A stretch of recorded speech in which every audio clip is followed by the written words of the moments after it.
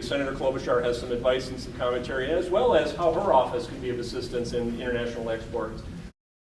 Hello to all my friends gathered for the Going Global Mainstreaming Exports Seminar. I think you know I would much rather be there with you in person, but there's just a few things going on in Washington right now, and I'm just honored to join you via video. I know you have a fantastic group gathered today at the St. Paul Area Chamber of Commerce, including Mayor Coleman, to discuss how exporting can be key to growth for Minnesota companies. I want to thank the Chamber for hosting today's seminar and bringing together a great group of business leaders in trade exports.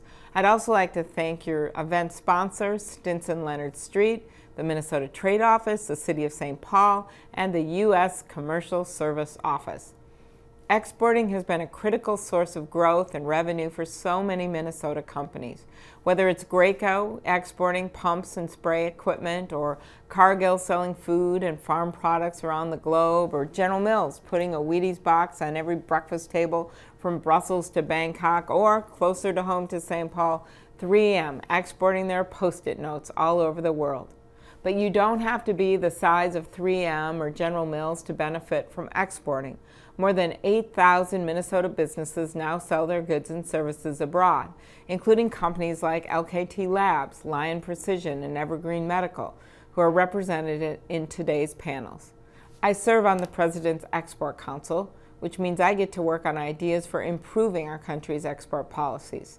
In 2010, I passed legislation, the Export Promotion Act, to help small and medium-sized businesses sell their products overseas. Now I'm working with Commerce Secretary Pritzker and Secretary of State John Kerry on reforming our export control system so that businesses and workers in Minnesota and across the country can benefit from increased exports. I wrote them a letter last fall focusing on this idea of streamlining their procedures. The whole idea here is there's a list of things that have limits on exports, and with the world changing, it may not matter as much to not export a nut or a bolt to a certain place. So we've been working to streamline that process and make it easier for our Minnesota companies. I've been encouraged by the progress and will continue to work on this important issue. Exporting is important to businesses in the Twin Cities. It's important to Minnesota, and it's important to our country. Over the coming decade, exports are projected to account for almost 40% of real U.S. GDP growth. An increased emphasis on exports will help businesses of all sizes reach the 95% of consumers who live outside our borders. In 2013, Minnesota exports totaled $20.7 billion, an increase of $100 million over 2012. In fact, our emphasis on exporting is one of the reasons Minnesota's unemployment rate has remained lower over the past few years than the national average. In fact, almost 2 points better than the national average. But we can't rest on our laurels. For every business out there selling to consumers overseas, there's a dozen more that would like to export, but simply don't know where to begin. That's why the discussions you're having today are so important. And that's why I'm committed to doing everything I can to ensure we have the right policies for encouraging more American companies to reach emerging markets beyond our borders. Thank you again for your great work to strengthen our economy through the power of exporting. Enjoy today's seminar. And by the way, if you're in Washington and you're there with your family or on business, please make sure and stop by and visit me. We have a breakfast called the Minnesota Morning every Thursday when the Senate's in session. Call ahead of time, make sure it's a good day to come, but for the most part, I am there. And maybe if you're lucky, we always serve treats from Minnesota. Maybe you'll come the day we serve Spam Puffs. Thanks, everyone. Have a great day. We're going to invite our panelists up now for a brief discussion where they're going to provide a perspective on the services they offer, and then following that, we're going to have some businesses come up and talk about what they're doing. So if I can invite the panelists up to join us up here, and in the meantime, we're going to ask Jeff Phillips of the Minnesota Trade Office to moderate this next session. So panelists, come on up. Carlos, I will get your presentation also up here. So. Thank you.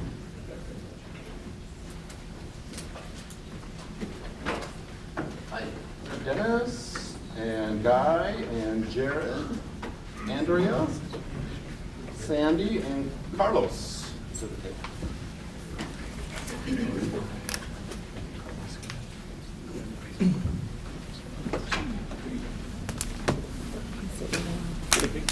Hi, Jared. Before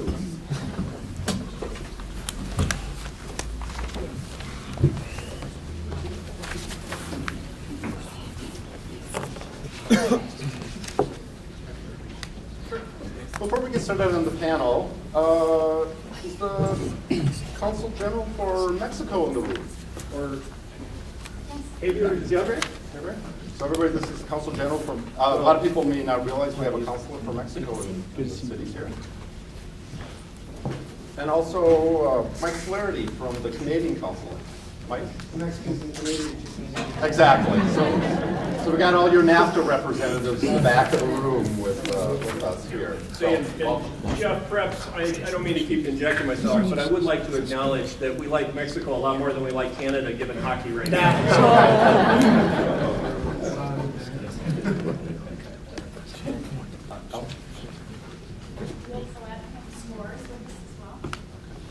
We have a score representative here as well. So this panel is, they're going to go over the basics. So a lot of your basic questions about legal, do I need a sales contract? Should I have a sales contract with a foreign company? Freight forwarding, how do I get the basics? How do I get it out the door? How do I get it to Germany? Financing again. So our panel here will give a brief 5-minute presentation about the services provided, and hopefully at the end of the time we'll have a little time for a Q&A. So let's start with Dennis Griffin, and Dennis is with the Export-Import Bank. That's me. Okay, thank you. Can you hear me okay? It's okay? I can hear you. Okay, good. So I'm with the EXIM Bank, the Export-Import Bank of the United States, and as Ed said, we've been here in Minneapolis for a year and a half. And our mission is very simple. It's U.S. jobs through exports, and we've been doing this for 80 years now. One thing to clear up right off the bat, although we're called the Export-Import Bank, 100% of what we do is export related. There's no import financing available from EXIM Bank. So we're a profitable agency, just pointing that out as a fact. We provide risk services, meaning through export financing. Everything we do is export financing. And so we have our costs, and we collect premium, and we've been able to, we've been a profitable agency for about 20 years. Last year we made $1 billion and sent that to the U.S. Treasury. We participate in deals when there is not a private sector entity that wants to participate in a export-related deal. By private sector entity, I mean commercial banks or private sector export credit insurance companies. So basically, we have 3 different types of products. The first is a working capital line of credit, and I am going to skip over that because I'm assuming most people are small businesses here today. And what we do is we have a product that's very similar to what Carlos and the SBA have to offer. And basically, if the need is $5 million or less, we instruct small businesses to talk to the SBA first, and Carlos will talk about that. The second product that we have is called export credit insurance, and I'm going to spend a couple minutes on that. The third product that we do is called buyer financing. So in a nutshell, if you're a U.S. company, manufacturer of capital goods, there is assistance out there to help your buyer outside of the U.S. buy your product. By that I mean U.S. banks will lend money to foreign companies if the EXIM Bank guarantees the risk of default. So it's a good way. We get these calls a lot. You're making capital equipment right here. A buyer in Mexico, as an example, we do this a lot in Mexico, wants to buy your equipment, but getting financing in Mexico typically is more expensive than here. in the U.S. So if we can get a partner here in the U.S. to finance the company in Mexico, they could get 5 to 7 years to pay it back, and we'll guarantee that risk of default. Okay, so the last thing I want to spend the time on, and this is the thing that we do the most of, is export credit insurance. About 90% of the transactions we do are in export credit insurance, and about 85% of these transactions are with small businesses. So basically what export credit insurance is, it's protection for you to be sure that you get paid when you offer credit terms to your foreign customer. And, excuse me. Yeah, one thing I want to touch on, I saw in Ed's presentation this morning, and it's pretty typical of what we're seeing right now in the U.S., and that is the one slide that Ed put up that showed 10 different countries and what their GDPs are, and what percentage of sales, I believe, are exports. And I think we were about 10%. A number of other countries out there had much higher export percentages. Germany was one of them that comes to mind. So the point I'm making is all 10 of those countries have an export-import bank of their own, and they're very aggressive. They've been exporting a greater percentage of their GDP. And what you're going to run into when you go out there to make that sale, you're going to go through all kinds of programs that the trade office offers, that the commercial service and Carlos, et cetera.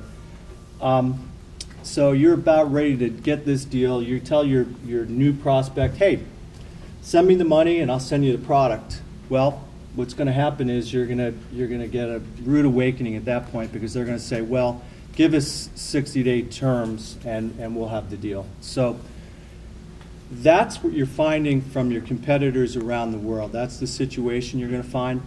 What we do is we allow you to sell on open terms by ensuring the risk of non-payment at 95%. And if you're a small business, there's no upfront fees whatsoever. The first thing you'll pay to us is a premium rate, which a typical rate is about 0.65%. So if you're selling $10,000 worth of goods, that's a whopping $65 in premium. And it's also a great deal if you're selling $100,000, because that's $650. So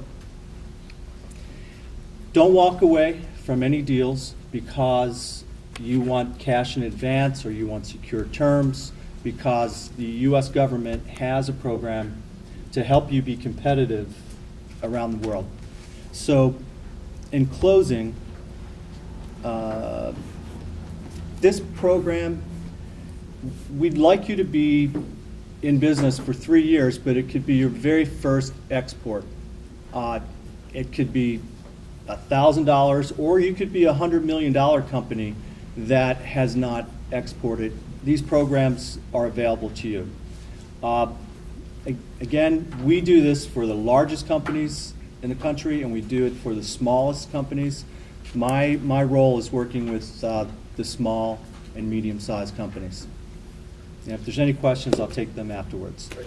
Thank you very much, Dennis. Okay. Good. Next, we'd like to turn to Guy Smith, and Guy is a partner at Stinson, Leonard & Street. Guy. Okay, well, there's always one lawyer on a panel, right? There's always That's at me. least one lawyer on the panel. I was going to say, yeah, no, we are actually very glad to have the opportunity to sponsor this event, so thank you, actually. So for those of you who don't know who or what Stinson Leonard Street is, it's essentially a large law firm with 520 lawyers, offices in 14 different cities, pretty much throughout the Midwest. We actually have an office in Washington, D.C. It used to be known as Leonard Street and Diner, and the Stinson Leonard Street name is the result of a merger that was consummated at the beginning of this year with a firm that's primarily based out of Kansas City. We have been doing and serving Minnesota businesses for about 90 years, and our practice really covers the gamut from representing Fortune 500 companies to small, privately held businesses and emerging businesses as well. And as part of our scope of work, we do provide advice with some frequency to folks who are doing business internationally, and whether it's on the export side, the import side, the outbound foreign investment side, or even on inbound investment. When we're talking about sort of new exporters and the types of things that we do work with them on, we sort of our advice sort of falls into two areas. One is really what I call the international trade regulatory framework, and that typically is in one of the realms that Ed identified, in at least one or several of the realms that Ed identified in his presentation. We deal with U.S. export control laws and helping companies navigate some of the complexities associated with those particular laws and regulations, and helping them ascertain whether there may be a license that's required for exporting their product, or is there an exception that might be applicable. We help companies deal with some of the sanctions regimes and how to navigate either exporting or doing business in foreign countries where there may be sanctions programs in place, and finding out whether they can actually go forward or not, or whether they have certain exceptions that might apply, or whether it's verboten to do anything at all with either that party or in that country. We do spend some time advising folks on a very hot topic today, because the U.S. federal agencies that are involved in the enforcement of this area are very active, and that is in the U.S. Foreign Corrupt Practices Act realm, which is essentially a statute in the U.S. that prevents was supposed to preclude U.S. companies from offering something of value to foreign government officials for the purposes of retaining business or obtaining an improper advantage. The federal agencies have been very aggressive in this realm in terms of enforcement activities, and there have been almost anybody who is involved internationally and is using third parties in some capacity, or even themselves directly involved in trying to navigate maybe doing business with foreign governments in some capacity, should be very cognizant of some of the restrictions that exist, the prohibitions that are out there under this particular legal framework. The other side, besides the international sort of trade regulatory side, we do advise clients with some frequency on international transactional issues, and that really falls into the realm of more dealing with contracting matters, helping them set up terms and conditions that not only might apply to domestic transactions, but also could apply to some of the international sales activities. We also assist companies, advise them on some of the nuances that ought to be included in distribution agreements that apply to international distributors, and same thing with international sales agents and sales representatives. We also will work closely with businesses on helping them set up joint venture arrangements, or even advise them generally on what they ought to be thinking about legally in terms of entering a new market and different ways to go about that. And then finally, we have a pretty extensive network of local law firms in many of these countries, which we can work with and or send folks to talk to about specific the regulatory frameworks that exist in the countries where you're thinking about doing business that might affect the products or services that you're exporting. When we deal with sort of new exporters, I think one of the things that we typically will talk to them about is, okay, so you're interested in exporting. What do you sell? What are you offering? Is there essentially an international trade regulatory concern associated with your product or your service in some capacity? Is there an export license that may be required, like I had mentioned, or where are you thinking about targeting? Is there a sanction? Is this a country that's potentially on a sanctions list in some capacity where you might have some concerns? So we typically kind of work with new exporters on sort of dealing with those types of issues. If they're contracting, making sure that the contracts that they have sort of meet muster for doing some of the international business initiatives that they may be considering. As I had mentioned, the local council network part of it is pretty important. I think the key for exporters that are new to exporting, or entities that are new to exporting, is to essentially be comfortable with, one, who you're doing business with, due diligence of your potential purchasers even. Any consultants or advisors you may be using is critical to me. There's a lot of resources that are available to help you do that due diligence. It's not just, can they actually afford to pay your products? What's their reputation in the market in question? You can even reach out to, some of our U.S. Department of Commerce folks and the folks at the MTO to try to provide some guidance on how to get more information about folks you may be using in some capacity, either as intermediary or as maybe your customers. I think it's important to understand the local legal framework you're doing business in particular, and to understand as you sort of price out. Now, you might think you've got a real great business opportunity because you've got what you think is a competitive price for your product in that market, but if along the way you forgot to account for a key cost component, whether it's movement, tax, just the barriers, overcoming the barriers to entry in that country, it could make the economic opportunity you thought was great just be absolutely abysmal. And you may be locked in at some point if you actually contracted for that already and you don't know that you failed to account for these items. In many countries that are actually very attractive export opportunities, the tax regimes can be quite interesting and complex, and can add a lot to your total cost to get the product out or service out to the potential purchasers. I think that if you sort of cover the other part, the last part I would say, besides dealing with knowing the local sort of legal framework, is also understanding the local cultural framework for doing business there. And that can be another part that could be quite challenging if you haven't really done that. You may think you have a comparative advantage based on your product and your cost, but if you are approaching a market without a full understanding of what it's going to take to penetrate that market in some capacity, and understanding some of the idiosyncrasies, both of the parties who may be purchasing your product, and how you sort of roll the product out in that market, it may be a challenge for you to actually go forward. So, again, due diligence on the regulatory framework, your customers, your partners, your advisors locally, your intermediaries, and then ultimately understanding the business culture that you're doing in the local country are really critical. So, anyway, that's it. Thank you. Thank you, Guy. Thank you. Next, we'll hear from Andrea Burton. Andrea is with as we mentioned, the local U.S. Department of Commerce Commercial Service in Minneapolis. Thanks, Jeff, and thanks for organizing this. This is fantastic. So I'm Andrea Burton. I'm from the U.S. Department of Commerce, and I think what ends up happening is you get an alphabet soup of what to do and how to use people. So I'm just going to tell you a story about how one of my clients has used me.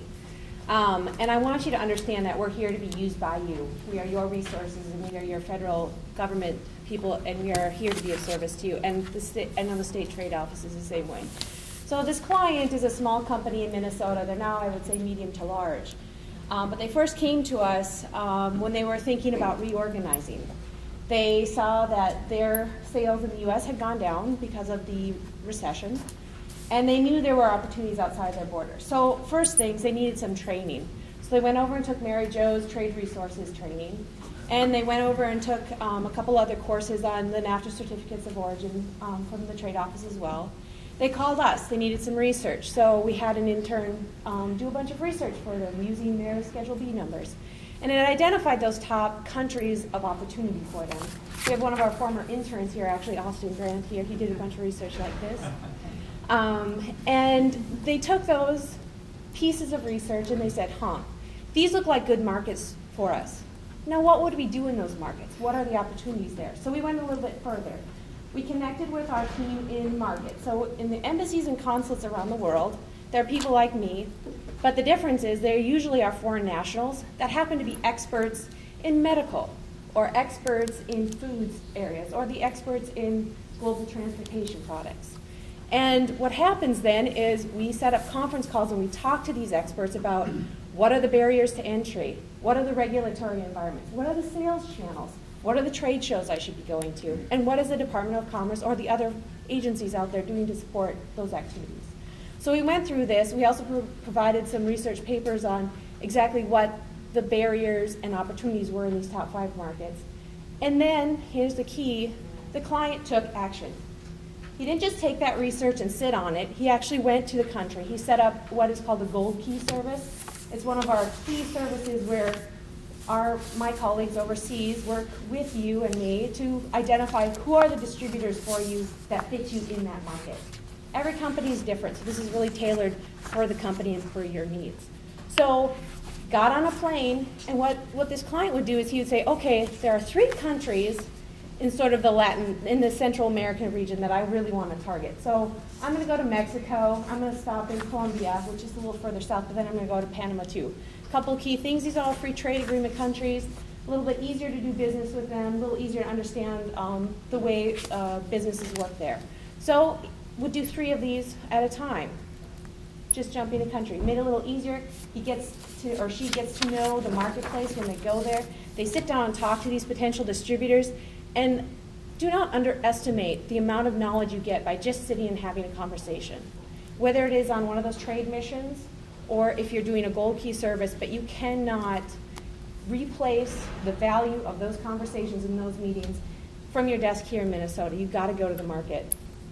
So this client proactively went to market after market. What else did they do? Hired people back here in Minnesota to support that activity, because that person going overseas all the time, they can't follow up all those leads. So you need a team that's going to be committed to your resources. So they did that. Another thing that this client did is they went on trade missions, because what the governor can do for you on a trade mission, or what the Secretary of Commerce can do for you, is open up doors. If you're selling to a government, for example, depending on what your product is, if you're in the healthcare space, you're going to be selling to governments usually. You're going to need to work with the ministries of health. You're going to need to understand how do you get your product through the regulatory process in the most effective manner. So these missions that both the state and the federal government do can be invaluable to open those doors for you. The other thing this client did is they went to trade shows, not always exhibiting at the trade show. Sometimes the marketplace was new enough that they just wanted to walk the show, talk to the people, and get to know what was going on.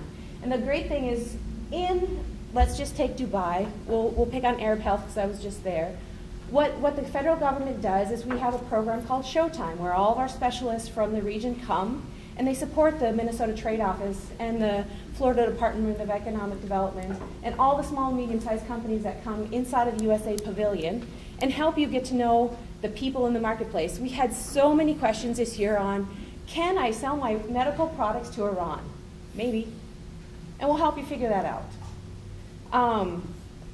The other thing this company did is, I mentioned earlier their free trade agreements. One of the earlier questions they had is they were trying to sell product to Australia. Now, this was an old relationship that had been going on for a long time, but they didn't understand how to leverage a free trade agreement.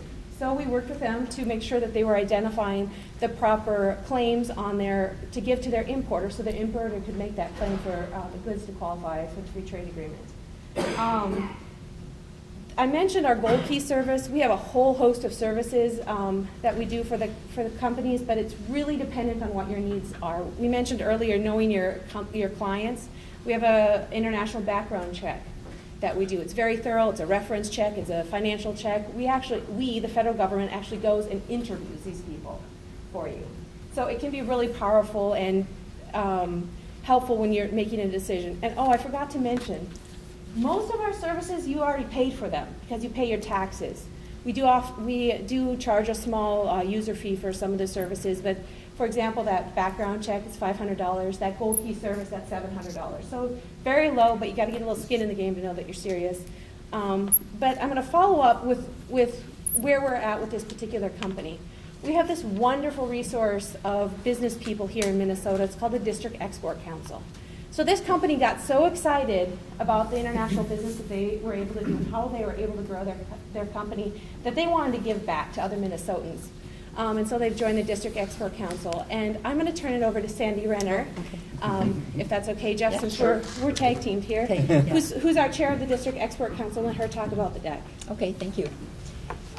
Well, the Minnesota District Export Council, or DEC, is one of about 56 councils across the country, and it is comprised of, the people on the council are all volunteers, but they're appointed by the U.S. Secretary of Commerce for, I think, a 2 or 3 year term, and that can be renewed after that time. The Minnesota, and the councils were started, I think, in like the mid-'70s. And they are really not a part of the U.S. Department of Commerce or the Commercial Service, but one of the primary roles is to try to assist or facilitate in achieving the mission of the U.S. Commercial Service. So the Minnesota District Export Council is comprised of about 30 individuals from the private sector, public sector. We have, I think, a couple of nonprofits. But the individuals really have just a very, very vast array of experiences on the council. So they could be manufacturers, maybe somebody who really is like their international marketing person, or they're all involved in some aspect of the international trade. But it could be somebody who understands all of the legal issues, or the shipping or documentation or marketing or strategic planning.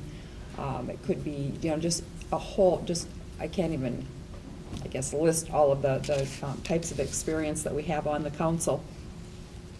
But one of the primary programs that we offer is a mentoring sort of a program.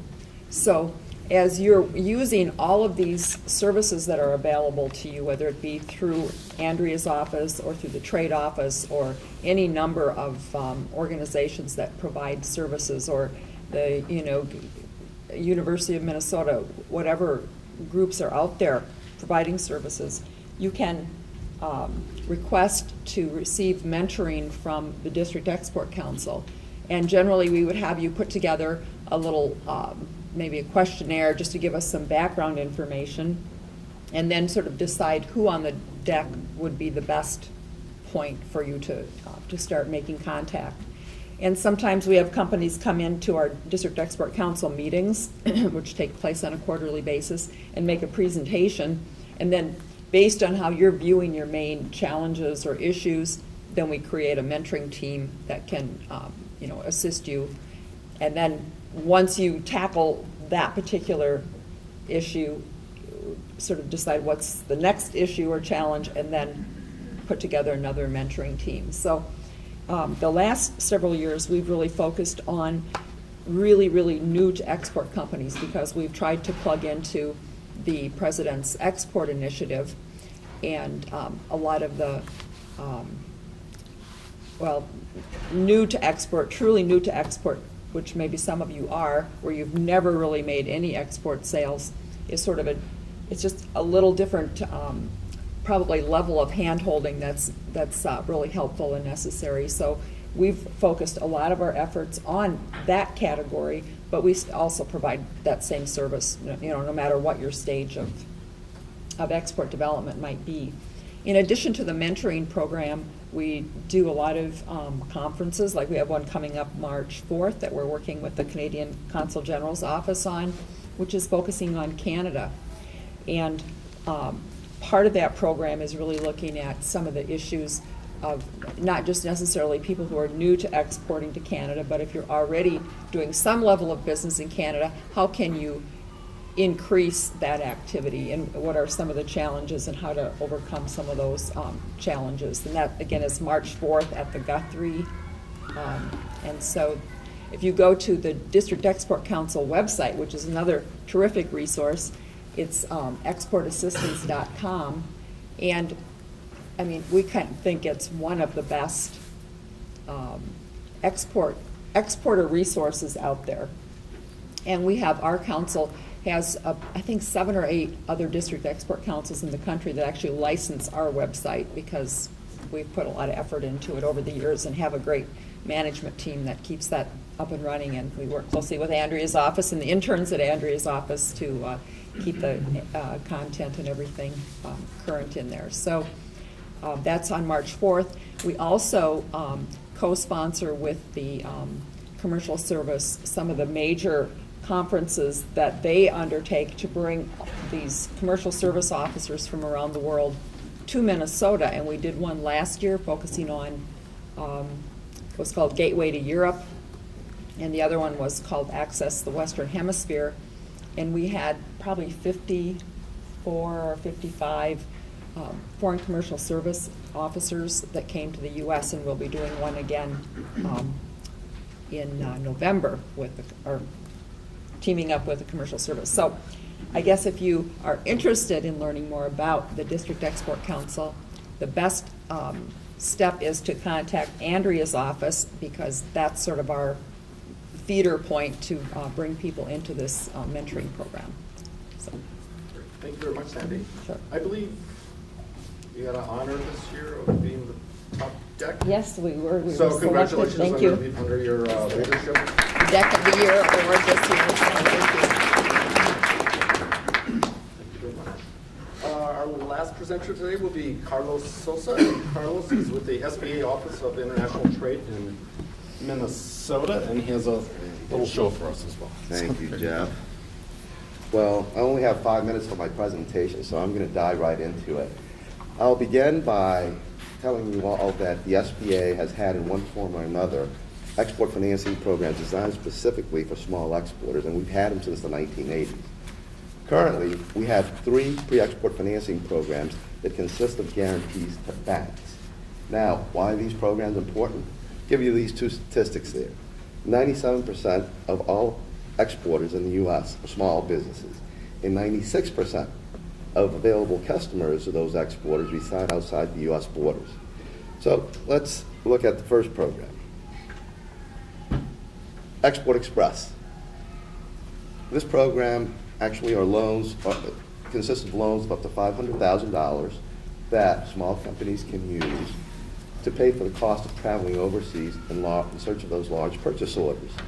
So the cost of the airline ticket, the cost of hotel stays, cost of marketing materials, the cost of participating in a gold key package from the Department of Commerce, or even participating in a trade mission with the Minnesota Department of Commerce after you've used those step funds, all of those can be financed under an Export Express loan.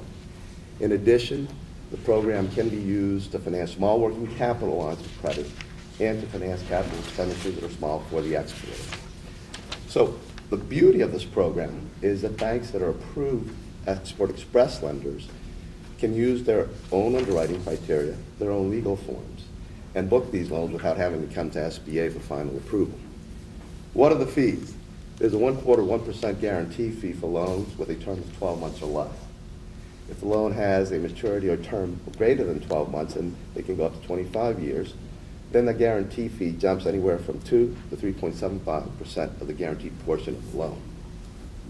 So let's say that you use the Export Express loan from one of the banks to participate in a trade mission in the Minnesota Trade Office sponsors to Mexico, and you're a manufacturer of widgets. So 6 months go by, and all of a sudden you get a purchase order for $1 million from a Mexican buyer. What do you do now? Well, the SBA answer to that problem is the Export Working Capital Program, EWCP. That's our flagship program. The EWCP provides loans of up to $5 million that can be used for working capital needs, either to support direct or indirect export sales, and take the form of either foreign purchase order financing or foreign accounts receivable financing.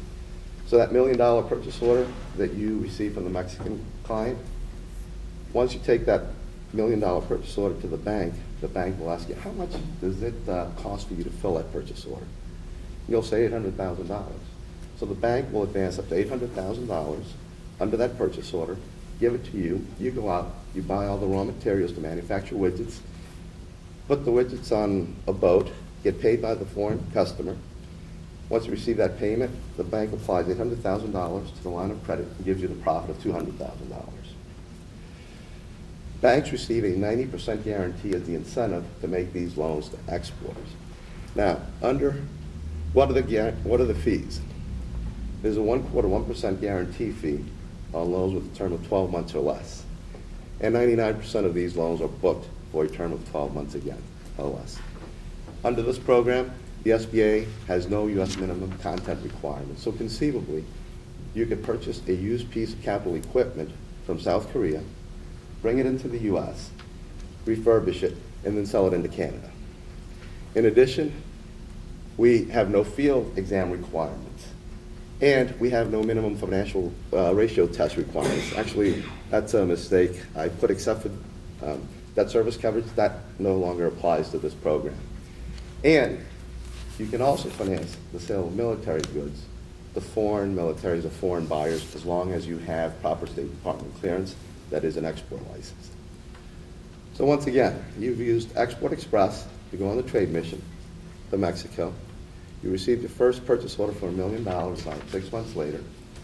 Another year goes by, and all of a sudden, your Mexican client has increased his orders twofold. So you realize, boy, I have to buy 3 more widget-making machines and expand my warehouse, buy the lot in the back.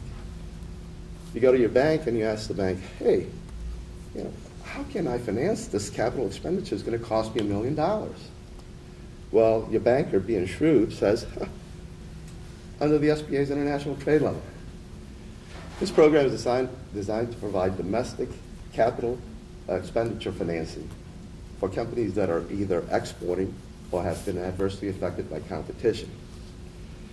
The banks receive a 90% guarantee up to loans of $5 million. And the guarantees do range anywhere from 2 to 3.75% on the guaranteed portion of the loan. And they vary according to the term of the loan and the size of the loan.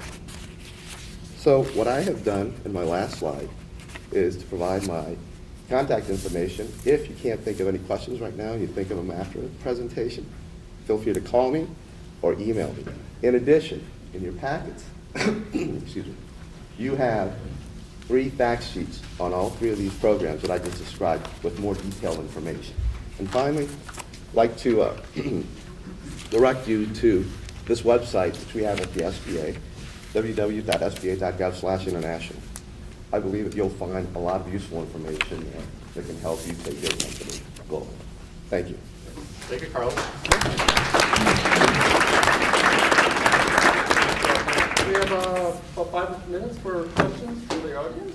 Any questions? Yes, sir. Question, a lot of the programs seem to be tied to capital equipment. So someone is doing services or exporting consumable items.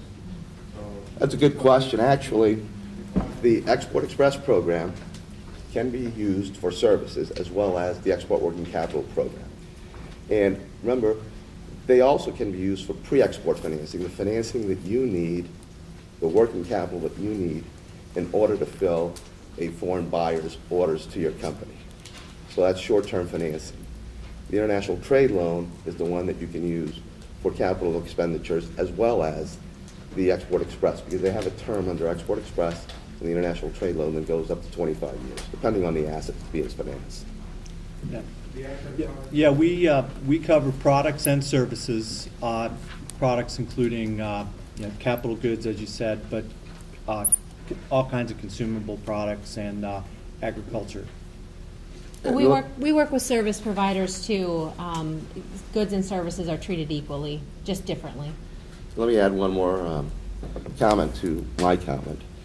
What we've seen is an increase in the usage of the export working capital line of credit, especially for companies that are engineering companies or architectural companies, especially in China and the Middle East. Question? I always have a question for the lawyer. How many companies do not bother doing any type of contract, no matter how simple or complex for an export? You'd be surprised how many don't bother doing. Yeah, I mean, what you find is, what I've found anyway, is that often people sort of just either ignore the contracting concepts altogether. We've got a great deal commercially, so we're going to sell it for. The guy said yes, and then they sort of plunge forward on that basis. They might have a website that has, warranty terms in it and potentially, some broad-based terms and conditions for users if they're that sophisticated, but a lot of times they don't. And that can present, real issues down the road. I think perhaps one of the most important things at the end of the day is to make sure if you're moving product or providing services that you're going to get paid. I mean, and if you've got some mechanism in place, at least to ensure that, whether it's a letter of credit or some other means, then at least you can be assured that that's going to, you are going to get payment for the services. But I do think that it's important to consider contracting terms when you are doing business internationally, because you can run into problems very quickly if you don't. And I have had an experience with a very small company here in Minnesota that worked with snow removal equipment, and they had this great distributor in Norway. Norway had a year where they didn't get much snow, so their distributor couldn't make the payments, and they didn't have a contract in place. And they tried to work with us to try to get that distributor to pay them. In the end, it all worked out. But if they had had something in place, they would have been able to smooth that problem. And it was, a small enough company here in Minnesota that it really hurt them not getting paid. And it was a great partner of theirs in Norway who wanted to pay them, but things outside of their control sometimes get in the way. And we could have helped them. Yeah, absolutely, that's right. That's what we're here for. Questions for Guy. Mhm. There's a lot of international trade that's happening that people aren't wrapping their heads around. And one of the big things is like eBay. Mhm. Do you have any advice for companies that may be shipping small parcels and stuff where they've had an eBay inquiry or a website inquiry? I mean, that scenario is actually relatively common certainly for smaller exporters, where whether it's via a website or an intermediary, essentially, where the order is coming in. I think the key there is, depending on what types of, I think the first part is depending on what types of products you're selling, that if you're dealing with, sales of products, that you aren't, that you know enough about who's buying the product, and especially if you have something that may be controlled under the U.S. export control regimes, which sometimes people think, Ed had mentioned this, only a small percentage of our overall export volume or value is controlled, but you may think that something really that sounds pretty innocuous, but it might have military applications as well as civilian applications, and suddenly an electronic component, for example, which is really low cost, you find is controlled for one reason or another, and then you've got a Chinese inquiry on eBay that you suddenly have a destination that raises red flags. So I think to the extent you're capable of finding out some information about your purchaser, as opposed to kind of doing it as sort of an anonymous type of arrangement, which sometimes eBay can sort of be that way.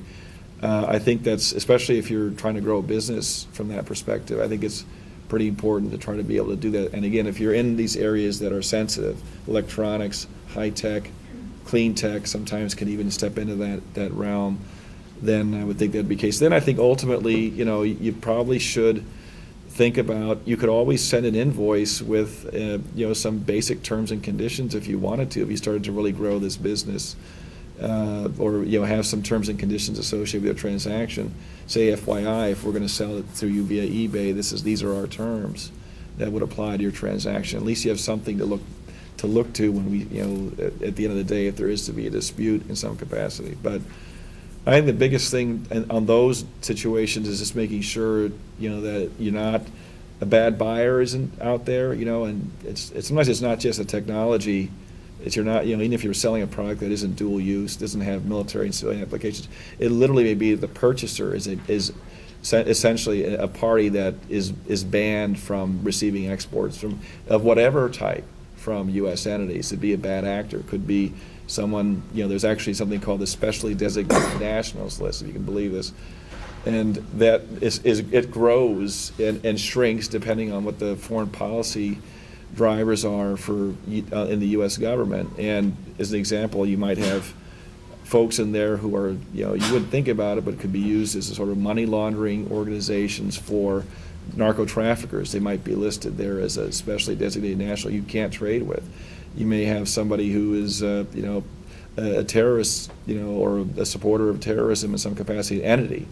And you just want to be sure that that party that's buying your product, no matter what it is, even if it's completely innocuous, isn't somebody on that list or an entity on that list. I don't know if that's helpful, but. Well, I'm a consultant. So Sure. I've seen things going back and forth across borders, and people will order something on eBay for an import in the United States, or they'll export outside of the United States, or even somebody coming to the great car show that's at the state fair here locally, and they'll sell their car or they'll buy a car that's from Canada, and they don't think about the international ramifications of things. And so I just ask that question Yeah. just for the small businesses. Sure, in the room, sure. That they kind of pay attention that, okay, there's these peripheral little things that kind of. And our Commerce Department folks can probably point you to, I mean, there's a lot of very useful free tools that are out there to confirm, whether somebody's sort of on the bad list. You can actually get to a searchable, specially designated nationals list on the U.S. Department of Treasury's website. And it covers a pretty broad list of the regulatory regimes where, that put people on that list. Sometimes there's folks whose export privileges have been denied. You get into a variety of entities that you just need to be careful about if you're doing business like that. And again, what is the likelihood there's going to be a problem if you have a do 3 export sales a year? I mean, how much due diligence, how much time are you going to spend, researching these folks? That you got to balance that. You got to balance the level of activity against how much what the real risk is. If you have as another example, if you have a Western European purchaser, somebody in Germany, you feel pretty comfortable, you're probably not going to do a whole lot. I mean, it's like, okay, boom. But if you have an inquiry from China and it's a government agency, or it sounds like it could have some odd connections, maybe you want to think about it again. If you have an inquiry from Iran, you certainly want to think about that. Syria, same thing. But so. These are good reasons to use the Ex-Im Bank, because if you have a buyer overseas and you want to sell to them, we have to approve that buyer. So you may request $50,000 limit to this buyer. Well, we're going to go out and do a background check. We're going to check to see what list they're on. We're going to check into their finances. Their finances may only require us to get a credit report, but we're going to come back and put our stamp of approval on it. So or we may come back and say, hey, they're on this list. It's not going to be approved. That's one of the key benefits of not only the protection, but having us approve the buyer. Then you have, the federal government's stamp of approval on that buyer. Thank you very much, panel. Okay.